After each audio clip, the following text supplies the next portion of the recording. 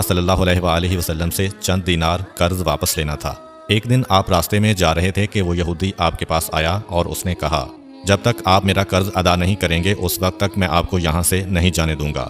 نبی اکرم صلی اللہ علیہ وسلم نے فرمایا، السلام علیکم ورحمۃ اللہ وبرکاتہ۔ امید ہے آپ سب خیریت سے ہوں گے۔ میں بھی الحمدللہ اللہ کا لاکھ لاکھ شکر ہے، احسان خیریت سے ہوں۔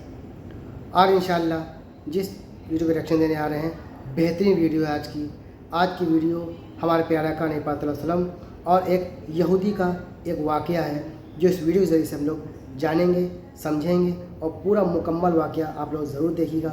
ہمارے نبی پاک صلی اللہ علیہ وسلم نے ہمارے لیے کیا درس دیا ہے، اپنی امت کے لیے کیا درس دیا ہے، اپنی امت کے لیے ایسا پیغام دیا ہے کہ اگر امت ہمارے پیارے آقا نبی پاک صلی اللہ علیہ وسلم کی بتائے ہوئے راستے چلے تو انشاءاللہ نجات تو دنیا میں بھی کامیابی ملے گی اور آخرت میں انشاءاللہ نجات تو کامیابی ملے گی۔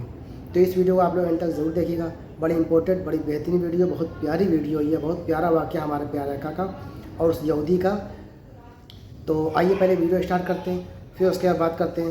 اس سے پہلے آپ لوگ اگر میرے چینل پہ نئے آتے ہیں تو سبسکرائب کر لیا کریں اور ویڈیو اچھی لگا کریں تو اس کو لائک کر کے شیئر کر دیا کریں۔ تو چلیے بنا دیری کے ویڈیو اسٹارٹ کرتے ہیں، پھر اس کے بعد بات کرتے ہیں۔ صلی اللہ علیہ وسلم سے چند دینار قرض واپس لینا تھا۔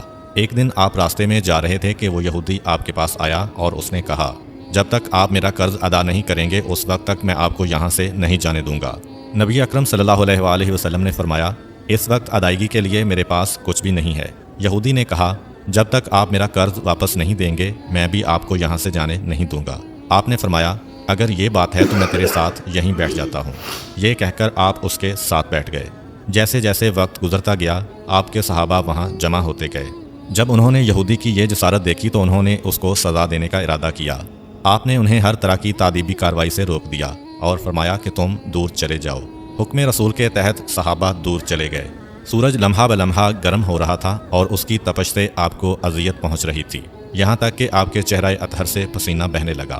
اس کے باوجود آپ نے کسی طرح کے غصہ کا اظہار نہ کیا اور کوئی سخت جملہ نہ کہا۔ آپ سارا دن وہیں بیٹھے رہے اور ظہر، عصر اور مغرب و عشاء کی نمازیں وہیں پڑھیں۔ پھر رات چھا گئی، آپ نے رات بھی وہیں بسر کی اور فجر کی نماز بھی وہیں پڑھی۔ صحابہ یہودی کو ڈرانے دھمکانے لگے۔ آپ نے فرمایا، تم اس سے یہ کیسا سلوک کر رہے ہو؟ صحابہ نے کہا، یا رسول اللہ، اس کی یہ جرت کہ آپ کو یرغمال بنا کر اپنے پاس بٹھا لے۔ حضرت صلی اللہ علیہ وسلم نے فرمایا، اللہ نے مجھے اس لیے نہیں بھیجا کہ میں کسی ہم پیمان یا کسی اور پر ظلم کروں۔ جب دن چڑھا تو یہودی نے کلمہ اسلام پڑھتے ہوئے کہا، اشہد ان لا الہ الا اللہ و اشہد ان محمدًا عبدہ و رسولہ۔ میں اپنی دولت کا ایک حصہ راہ خدا میں دیتا ہوں۔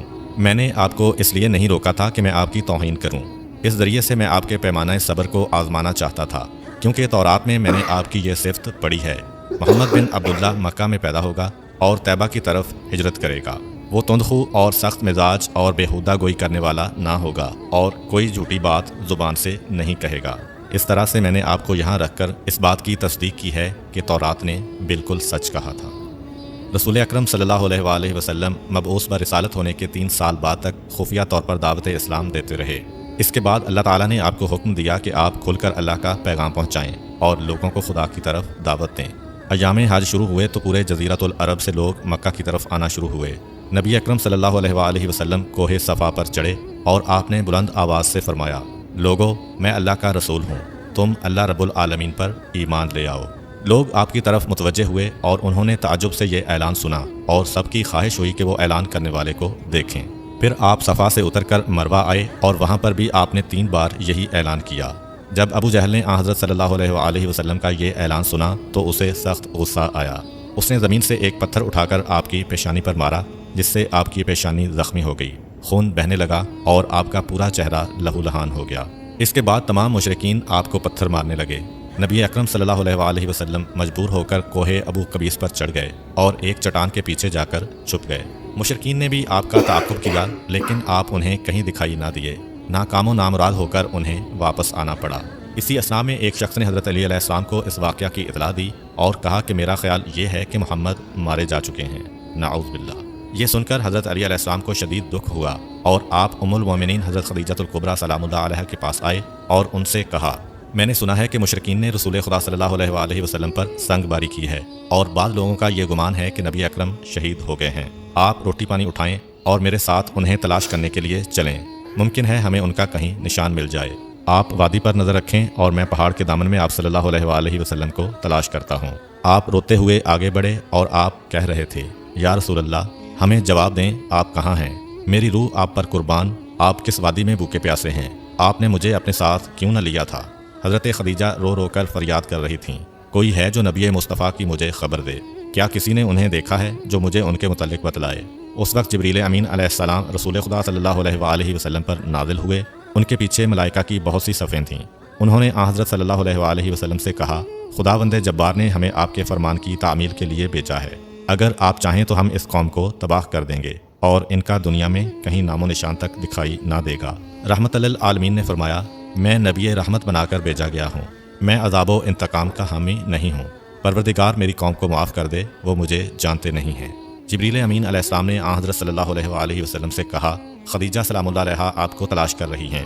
خدیجہ کے رونے نے آسمان کے فرشتوں کو رلا دیا ہے، آپ انہیں جواب دیں، خدا کی طرف سے اور ہماری طرف سے انہیں سلام پہنچائیں اور انہیں جنت کی بشارت دیں۔ نبی اکرم صلی اللہ علیہ وآلہ وسلم نے خدیجہ و علی کو صدا دی اور انہیں اپنے پاس بلایا۔ دونوں شخصیات آپ کی خدمت میں حاضر ہوئیں۔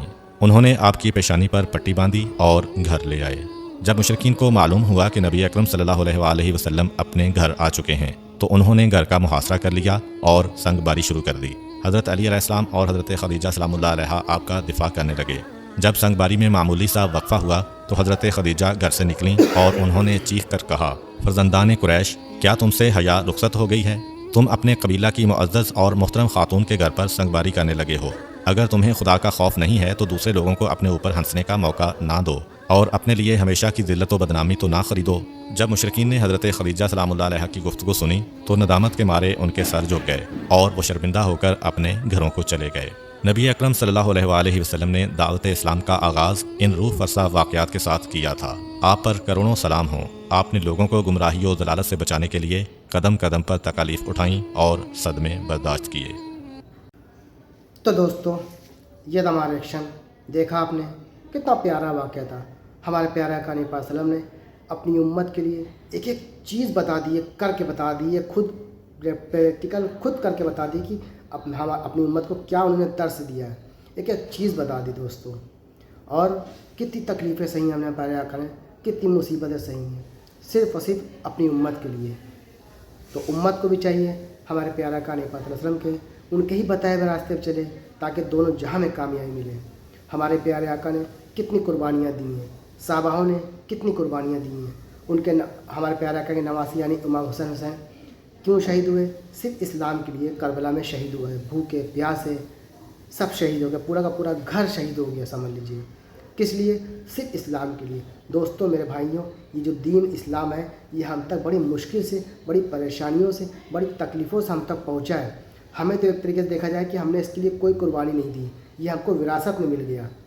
تو اس کی قدر کریں اور ہمارے پیارے آقا کی ان کے ہی بتائے ہوئے راستے پہ چلیں، انہوں نے جو کہا ہے اس پہ عمل کریں، ہر چیز پہ عمل کریں۔ انشاءاللہ نے چاہا تو وہ بھی راضی، اللہ بھی راضی، اور دونوں جہاں میں کامیابی ملے گی انشاءاللہ نے چاہا تو۔ اور کوشش کریں، خوب نمازیں پڑھیں، عبادت کریں، ہر وہ اچھا کام کریں، اس سے اللہ راضی ہوگا۔ اور اپنے گھر کا جو بھی لیڈیز ہیں، خواتین ہیں، ان کو پردے کا اہتمام کریں، کیونکہ آج کل بے شرمی، بے حیائی عام ہو چکی ہے۔